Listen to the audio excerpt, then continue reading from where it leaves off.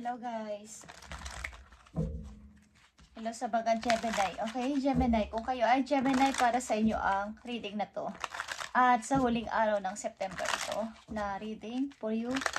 Sana ay makapanood ka at makita nyo ang message na to for you. Okay, sa mga Gemini ito. Mahalagang message for you, Gemini. This is for you. Sa natitirang araw ng September at ngayon ay September 30. Okay, Gemini, para to sa'yo. Okay. The work you put in is paying off. Okay. Ano man yang work na ginagawa mo, work na literal na nagtatrabaho ka, o yung ginagawa mo sa buhay na ikaw ay may kasamang pagsisikap, patience, at saka pagtitiis, okay, is lahat yan ay mayroon kang mapapala. The work you put in is paying off, Gemini. At yan ay pangako sa'yo ng mga guidance, okay, especially si Lord. Something na yan ay may balik sa'yo, sa iyong pagtitiis at sa iyong mga ginagawang maayos. Pagtitiis, pagpapasensya, okay, sa buhay. At isa pang mahalagang message for you sa pagtatapos ng September. Okay. A few days. Okay. A few days, ibig sabihin, nalalapit na. There is rapid movement. Nalalapit mo na itong matanggap. Ano man itong matatanggap mo is congratulations, sapagkat I feel na ito ay maganda. Lahat ng ginawa mong pagtitiis, pagsisikap, at mga titimpi is makakamit mo ang yung hinihiling in a few days. Gemini, para sa iyo ang reading na to today. At ngayon ay September 30. Para sa iyo to. Career mo to, tingnan natin. Ito ay designer, guys. Isalabot sa pagdidesign, kung kayo ay mahilig sa mga pagdodrawing, sa mga pagdidesign, something na may kinalaman sa art, is nababagay ka dito. Gemini, career in passion, art, or any artistic endeavors could be perfect for you. Ito ay parang fit sa'yo o nababagay sa'yo ang mga art. Something na ito ay may kinalaman sa iyong kaperahan kapag ito ay iyong na-develop o mas madidevelop mo pa ang talent mo na to. You being called to embrace your individuality and express yourself. Dito rin kasi sa pagdidesign, kung ano man to, sa mga art, dito mo maiilabas yung expression mo, yung feelings mo, yung emotion mo, yung nararamdaman mo. At lalabas dito yung napakaganda mong lilikhain o i-design. Okay? Magdi-design ka ba ng mga damit, nagtatahi ka, or any na may kinalaman sa art, ay doon lalabas yung totoo mong talent. Sapagkat may halo itong feelings at yung pagiging, kumbaga, doon yung iyong damdamin sa pagguhit o pag-design. Parang ito talaga yung nararapat sa'yo na trabaho, something, habit o hobbies, but hindi mo lang, ang ilan sa inyo hindi pa to natutuklasan, ang ilan sa inyo alam na to or ginagawa na to. At sa trabaho mo o sa surroundings mo is, may mga taong ikaw ay pinagchichismisan. Ito man ay good chismis o bad chismis ay meron. Pinag-uusapan ka nila, okay? Minimize drama and take personal responsibility to act with integrity. Okay. Nasa sa'yo yan kung papansinin mo yung mga chismis sa paligid mo, sa trabaho mo o sa iyong paligid. Maaring pinag-uusapan ka nila. May mga mangilan-ngilan sa around mo na pinag-uusapan ka. Ito man ay sa mabuti o sa masama is meron. Okay? Your personal challenges might be distracting you from your work.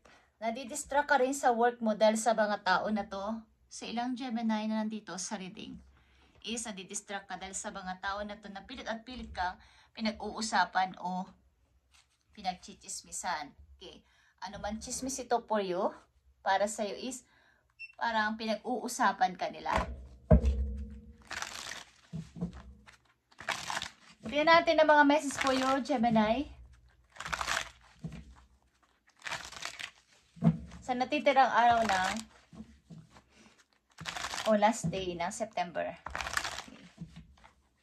Ito ay mahalagang message for you. At abang ginagawa mo o nagagawa mo na ay something paying off in a few days. Para to sa Gemini, mga message na paparating sa inyo, guys. Lalo nagpagpasok ng October. Okay, andito ang Justice. Something balance this is kailangan mo sa mga decision mo o pagdidesisyonan sa mga darating na araw is kailangan dito ng balanse. Unang message for you is, nakikita mo ba ang dasan? Ito ay iyong happiness. Unang message pa lang sa iyo ay happiness na or magiging happy ka, Gemini, sapagkat the work you put in is paying off. Magiging happy ka. At ito ay Leo energy. Kung merong involved na energy sa'yo na Leo is andito, okay? At nandito ang Page of Cups. May tao din o may mga tao din na magme-message sa'yo. Ito man ay pag-ibig o kaibigan. May gusto mag-message sa'yo, guys. At nandito ang Knight of Wands. Plano na mga bagay na makapagpapasaya sa'yo. Desire ng puso mo, desire na gusto mo, yung mga gusto mo mangyari, may plano ka. At nandito ang Six of Swords, guys. Okay, napakagandang mga message ito po you. Ikaw ay lalayo, something na kayo ay lalayo muna sa nakakarami para sa iyong peace of mind. O gusto mo muna ng kalayaan, gusto mo munang malayo sa magugulong mga tao sa iyong paligid. O balak mo to, okay? Na lumayo muna sa mga taong nagpapadistract sa iyo o na nang-iistorbo sa iyong mga plano, sa iyong mga gustong gawin, is lalayo ka muna sa mga to.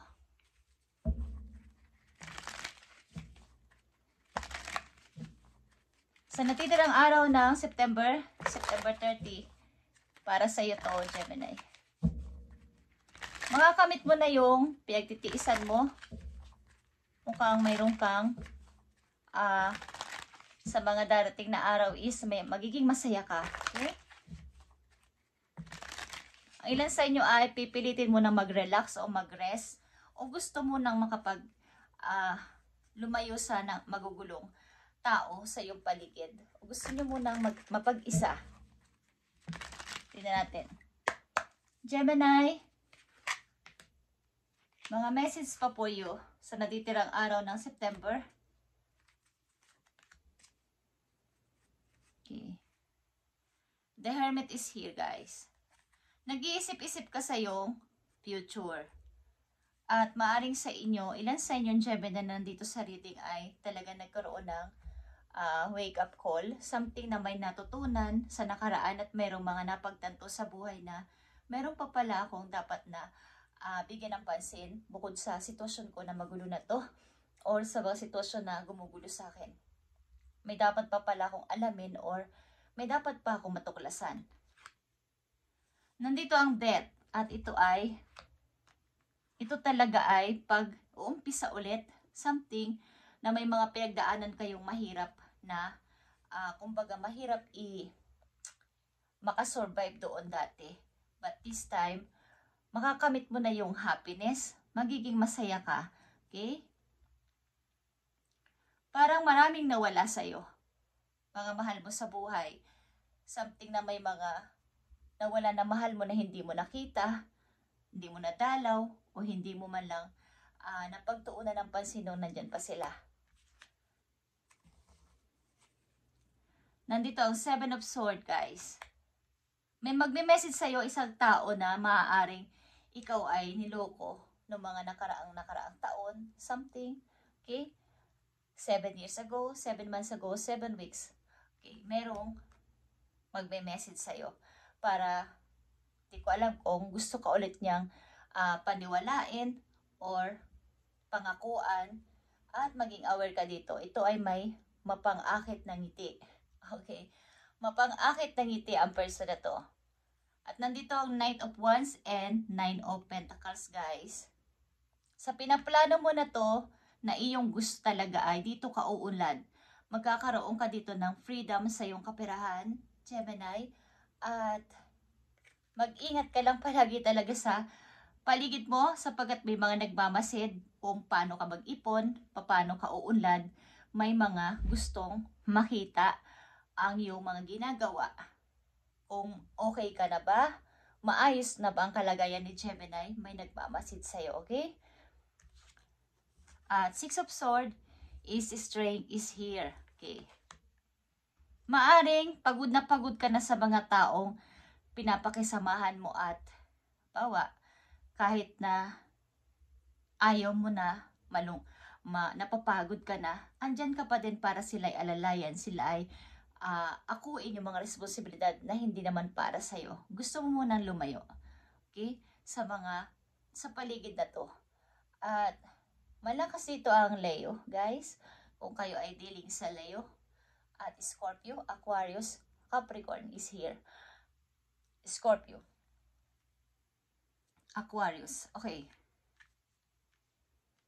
Maring may mga inaasikaso ka sa buhay mo, sa personal life mo, sa pamilya mo, sa trabaho mo.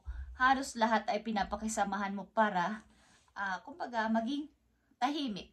Tahimik ang lahat. Pero sa kabila nito ay meron pa rin mga chismis, meron pa rin mga masasamang nasasabi sa iyo ang nakakarami. So, ilan sa inyo ay balak mo nang maglaylo, mag-rest, or mag-relax. Plano nyo to, or gusto nyo.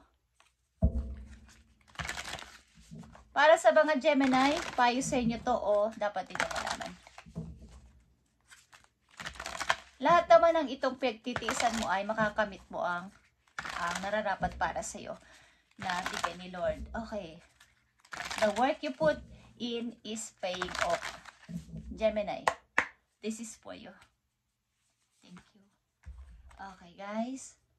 Andito ang fine balance, katulad ng sinabi ko kanina, dito ang justice at ito ay fine balance. Libra energy is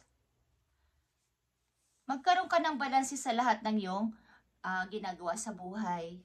Ikaw ay busy person o maraming pinapakisamahan sa paligid. So bigyan mo to ng balance at gawin mo talaga ang cleansing na to. Kapag full moon, i-release mo lahat ng mga nabibigatan ka o mabigat sa buhay mo. Mga energy na nagpapabigat sa iyong katawan, sa iyong puso, i-release mo to, okay? Pakawalan mo to. At bigyan mo ng priority o prioritize ang lahat mong gusto this time. Huwag mo nang pabayaan ang sarili mo na mapag-iwanan, okay? Sapagkat puro na lang ibang tao ang iniisip ninyo kesa sa sarili ninyo. So, kaya nandito ang dalawang balance. Justice and fine. A balance is pagbalabalansihin nyo ang inyong pagbibigay ng attention sa pamilya, sa mga anak, sa iyong asawa, sa inyong kung kayo may kasintahan, okay, alin man dyan, is balabalansihin nyo to at lagyan nyo ng limitasyon, boundaries, at para magkaroon naman kayo ng pansin sa inyong sarili. Sa pang-message po you, Gemini, nakita nyo ba ang Evil Queen? You deserve sugar, Gemini, not salt. Talagang may mga kontrabida sa buhay ninyo sa paligid, guys. At nandito na naman ang Lioness or Leo, o Leon, o Lion or Leo energy. Nagpapakita ulit. Kailangan mo mag-relax like I said. Okay? Andito din yan sa Six of Swords at ito ay tubig. Nandito ka sa beach. Mag-relax ka, Gemini, at mag-detox. Something cleansing. Tanggalin mo mga bad energy na kumakapit at pilit kumakapit sa'yo. Galing sa mga tao na to na ikaw ay parang dinudurog. Okay. Gusto ka nilang maging, kumbaga hindi maging masaya. But, the work you put in is paying off. a few days. Guys, at deserve mo ang sugar, not salt. Yun yung kasabihan na itong mga tao na to o mga kontrabida na to sa buhay mo ay talagang pinipiga ka na huwag kang umunlad, huwag kang maging masaya, but ito ay iyong i-release at iyong tanggalin sa buhay mo. Maaring may nagsasalita na hindi maganda para sa iyo, para ikaw ay hindi umunlad at hindi maging masaya. Okay? So, maaring kayo ay apektado ang emotion this time. So, kung kayo ay may time o something na mga ginagawa na sa kasalukuyan na kayo nagdi-design, nagpipinta, something may kinalaman sa artistic, doon nyo maiilabas ang inyong saloobin at napakaganda ng kalalabasan nito sa inyong design. Guys, any na ginagawa nyo na may about sa mga art. Okay. May iba't ibang klase kasi ng art, guys. Thank you, Gemini. Ito ang inyong message today. Sa natitirang araw ng September, huwag kang patalo sa mga to. At medyo maglaylo ka. Limitasyon is needed dito sa mga taong pilit at pilit kang kinukuha ang attention mo. But ang kabaligtaran nito ay nauubos ang yung energy na pupunta sa kanila. Thank you, Gemini, and God bless. Magpahinga ka kahit papano. Guys, lumayo muna sa magulong paligid. Mag-relax at linisin, mag-detox. Okay? Mag-cleansing sapagkat may mga taong hindi natutuwa sa'yo. Thank you and God bless, Gemini, at pagpalain kayo ni God sa inyo mga gagawin at paplanuhin simula sa araw na to. At titignan natin ang iba pa ninyong message sa susunod na araw. Gemini, thank you and God bless.